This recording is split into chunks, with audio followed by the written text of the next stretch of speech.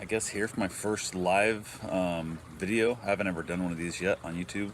I used to get on Periscope a lot and do a lot of videos on Periscope, and then I just stopped doing them, I guess. And now I realize now Periscope's going away. I've done a couple more on Periscope, but never been on here. So I'm not really sure, like, if there's chat allowed or whatever. I'm not really sure how that stuff works, so we'll have to see. Yeah. But it is what it is. So yeah, anyway, again, like I said, since I don't do these, I never know when I'm like gonna be here, so it's gonna be hard for find people who actually want to come in and watch these things live. But yeah, is what it is. So might as well see if I can't get this cigar lit, if I can hold my phone somehow here.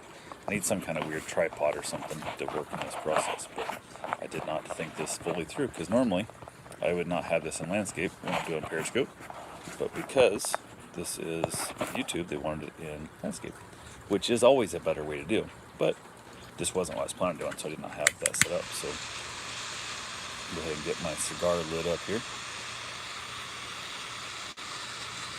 Basically, in lighting a cigar, you want to what they call toast the foot, which basically gets just a little bit of heat in the bottom of the cigar.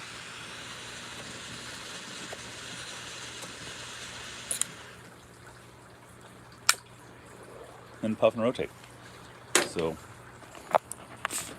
that is basically the basics to getting a cigar lit. Depends on how much, every cigar can be a little different, but often cigars will go out as you're smoking them. Just relight if it's right away. If you're gonna smoke it the next day, I'm not a big fan of like letting a cigar go out or putting a cigar out and then smoking it the next day kind of thing. It usually has a problem. But if you ever do have to do that, let's say you're gonna have, you got yourself a nice cigar and something comes up and you have to go give somebody a car ride or something, or jump start somebody's car, who knows what the heck happens. Take and blow back to the cigar. See all the smoke come out. You basically clear the palate inside the cigar. Not sure. Also, let it just lay there. Let it go out. Do not stuff it out. Never do that. Let it just put itself out. And then you can, when you get it back up to re-smoke it again, blow through it again a couple times before you relight. Also, I like to do the same thing over again. Toast the foot, retreat it as if it's a brand new light. And that sometimes can work. It's not the greatest, but it can happen. So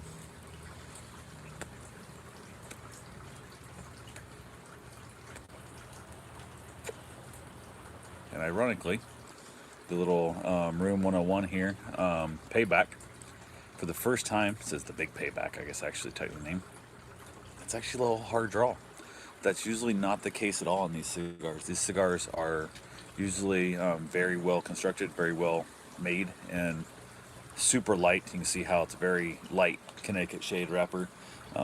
Just very, very mild, smooth cigar to start the day off with. So definitely not something you'd want after like a spicy meal, or even if you're drinking like a bourbon or something, or like anything with any powerful flavor on your palate. You would not want to have something like this. But yeah, it is what it is. So am I able to turn this thing around? Oh, there's a button right there, isn't there? Let's see here.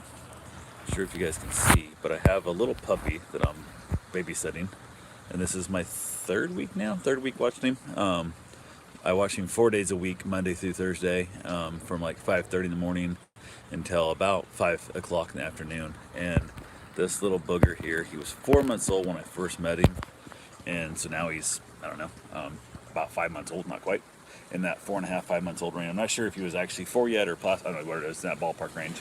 And holy crap, that little dog is just a terror. That's one of the flower pots that I actually kind of gave him. I've also given him old like soda boxes, like the cases, like root beer and Dr. Pepper, that kind of stuff, from my just buying stuff like a Sam's Club and whatnot, and eats them. He eats everything. He eats limbs off my tree. He digs a lot of holes. He's just, yeah, he's a lot. So sometimes he actually ends up, he's so damn cute. He's just clumsy. He's funny. He's smart. He wants to please. He can't help himself from getting into trouble.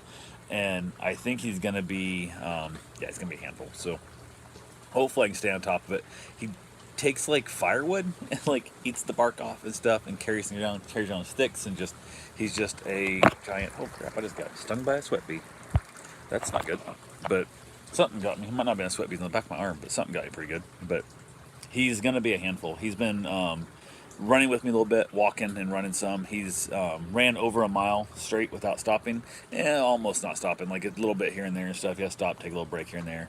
But yesterday we did no, day before we did a 5K plus, and we just walked. I walked him the whole time. I didn't run him at all. I thought I was gonna see how well he does if I walk him. And by the end of that 5K, he was ready to be back home. Like we came in just a little short. Came in like, probably I don't know, 4.8K, whatever. It's just short of 5K when we got back to the house.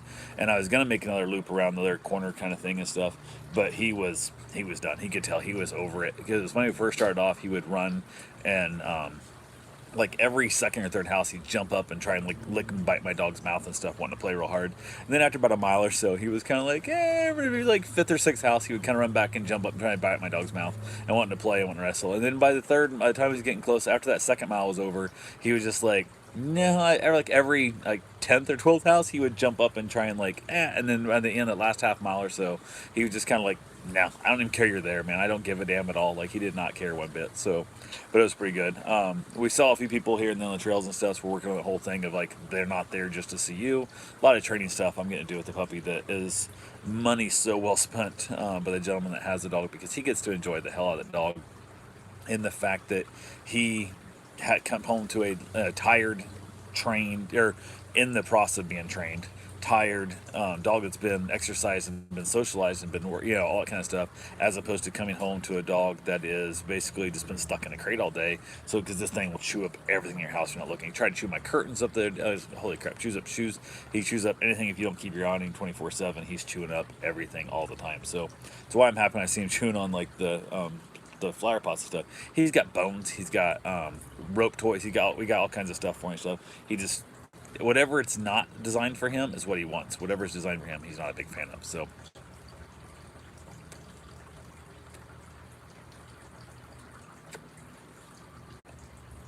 He does have a fondness for the hooves. I'll give him the hooves every once in a while. Seems to enjoy those quite a bit. And like I said, there's probably 5 bones in there. There's a giant femur bone that I'm not sure where I got it from. It's massive, and he's been eating the inside out, trying to get all the bone marrow and stuff out of there. It's just good for him. So it's good for his teeth, chewing on stuff and whatnot. I think that's that. So I think I will probably order some of the like the Kong Extremes, the black Kongs. On probably get on. I don't know if I'll go to one of the local pet stores here. If they have them, I'll grab one. Most of them don't carry the Extreme, the black. So I have to order those online. So I might look on Chewy or just grab them off Amazon, whatever, depending on the pricing. But if a local shop here has it, I'll go ahead and buy it at the local shop, because why not support a local shop? So, but like I said, they hardly ever carry the puppy Kong, which is the super soft teeth, which he would just kill. He's already past that stage. And then they hardly ever carry the Extreme, which is the black Kong. So it's one of those things that, being in the industry for so many years, I found out about all the really cool stuff, the trade shows and stuff. Even my suppliers didn't have, so I had to order them directly from the company, and it was some pretty cool stuff that was out there that you just never get a chance to see. So then you go so many more levels down. So the manufacturer makes, like, let's say 10 phenomenal items. The supplier only wants to carry 8 of those. Of that supplier, the distributor, that distributor has to sell to another distributor. By the time it gets to me, that distributor only carries, 6 of those. So basically, he's going through. So now by the time I get the store, I look at the 6 going, okay, I'll buy 4 of them. So as a customer, you're only seeing 40%, use on average best of what the manufacturer makes. Because as a store owner, I only had a chance to buy 60%. That supplier before me only had a chance to buy 80%. And the first distributor, he chose to only buy, he had a full 100%, but he chose not to. So that's one of the things that's nice when you start actually working directly with the manufacturer on some of the stuff that allowed me to see when I saw them at trade shows. I'm like, what the hell is this? Like, oh, I've had this for years. I'm like, this is something I need in my store. They're like, oh, your supplier don't carry it, so we'll sell it to you directly, which then gives me a little bit of discount. But by the time I pay the shipping, it equals out about the damn same. So it doesn't really matter that much. But it's nice to be able to actually have items that I wanted in my store. So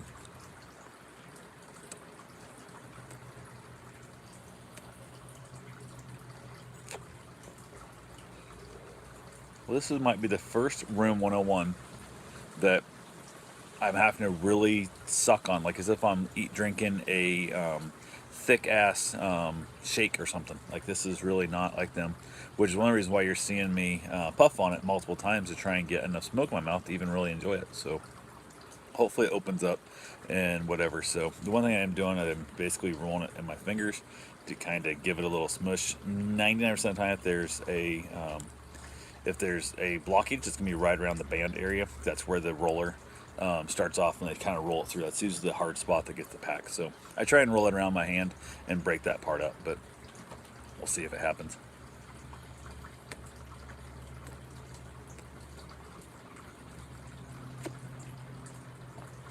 Yeah, usually this Room 101 Payback has a lot more smoke it produces than that too, and that kind of sucks as well. But it is what it is. So, but yeah, overall, just that whole supply and demand thing is just you don't know what your customers want until you don't until you ask them on things. So ask your customers, talk to them as much as you possibly can, get as much feedback as possible on things, and then on top of that, try and figure it out. Try and go to your trade shows, try and go to your events that where you can meet people in the industry and stuff, and meet the manufacturers that have items that you may not even know exist that may become your best seller. And there's also items you'll buy. Like I bought a weird aquarium topper thing that had like little pockets for dirt. You could put flower pots in it type thing and grow plants at the top of your aquarium. And I was like, this is brilliant. Who doesn't want plants out of the top of their aquarium and stuff? And I'm like, this is a great idea because it kind of adds in that tie thing. I didn't sell a single one. I bought like, I don't know, 2 or 3 cases. I got them cheap. I did at least get them cheap. I'll give them that much. I bought them for like 75% off wholesale even because I was at the end of the show. And I was like, hey, I'll buy a bunch. So I didn't, it wasn't big. I couldn't get the damn things away. Like these things were miserable. Like and I love the concept. I even set up one in the store. I'm like, look how great these are. These are awesome. You can actually, when you're doing your water change, just take a little cup of water out of there and pour it in the things. So you're getting the fish poop and stuff in the water filter the dirt into the water. Nope, nothing. Nobody wanted a damn thing to do with it. Not one bit. Not anything to do with it at all. So in that case, I wish that's one of those situations where I had not met the manufacturer, I had not met the maker of that said item, and I would let my supplier, because none of my suppliers, none of my distributors ever carry the items because apparently nobody wanted the shit except me. And I remember I threw them all in the dumpster, and I was like, if you want these, like, I'll give these to you for free. And I couldn't give the damn things away. And I was like, yep, I guess they're going to the dumpster. And I held on to them for like 2 years because I was like, somebody's got to want these once they see how cool these are. And just one day I looked at them like, I'm wasting shelf space, and they got to go because that's how life is. So, ban. No. Good boy. It took that long before he stopped doing what he was supposed to stop doing. He knew what he was doing was wrong. But he sort of like looked at me, and then he looked away like, I don't know what you're doing. And I started chewing on the damn one of my plants again, just like a dumb idiot. And then I stared at him, and he looks up, and he's like, okay, and he walks away. That's when I told him he's a good boy. So he's like, okay, cool. And he's like, whatever. So now I went and hid behind the grill, which is funny. I swear he knows where I can't see. Like he'll hide behind a tree or behind my grill, my covers, all that stuff, and he'll find himself a spot that he can then dig a hole or some crap. So usually I treat him a lot like you would having 2 small children. When they stop making noise, go find them. Because man, if they're making noise, they're tearing it, they're doing stuff. But man, when they stop making noise, they're breaking some shit. They're tearing up the cushions on your couch or something. That's the same thing with him. Whenever he stops annoying me, kind of coming up and wanting attention or wanting just running around or chasing butterflies, whatever stuff, that's when I know he's digging a hole or he's chewing up a tree or doing something stupid. So, ain't that right, Van? Then you have like my Dane here who gets all jealous as shit. And he's like, ooh, are you talking to puppy? Is that my puppy? Huh? Is that my puppy? Are you getting in trouble? Yeah. That's that little puppy. You're trying to get in trouble, aren't you? I know you are. I know Bruce gets so jealous. I know he does. He gets so jealous. Yes, he does. Oh, thank you for slobbering the hell. Oh, okay, stop knocking my stuff over. But that's the puppy being dumb. Yes, he's just got to dump into everything, don't you?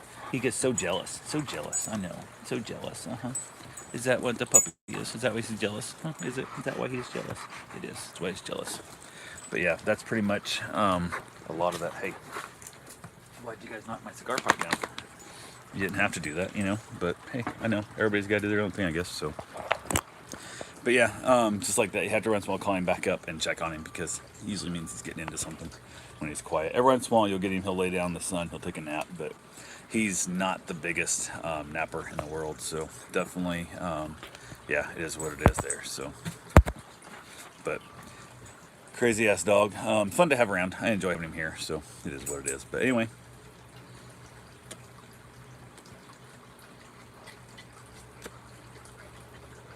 I'm going to go ahead and get off here, I think. Probably throw the ball for him, see if he wants to play a little bit of fetch and whatnot, and go from there. So, If you guys see this thing live again, I don't know if you guys can leave comments afterwards. I don't know how. I haven't really checked on this whole live thing works. Tell me something you want to talk about. Ask me some questions about whatever, and I will do my best to discuss some stuff. So one of those things in life that I can feel like I can pretty much talk about anything with a little bit of knowledge. I know a lot about. I know a little bit about a lot of stuff, and I have guarantee I am the 100% world's expert on my own opinion. So, and I'll happily give my opinion to people on what's going on in their life. So, anyway, talk to you guys soon. Have yourself a safe, wonderful day. Thanks for watching.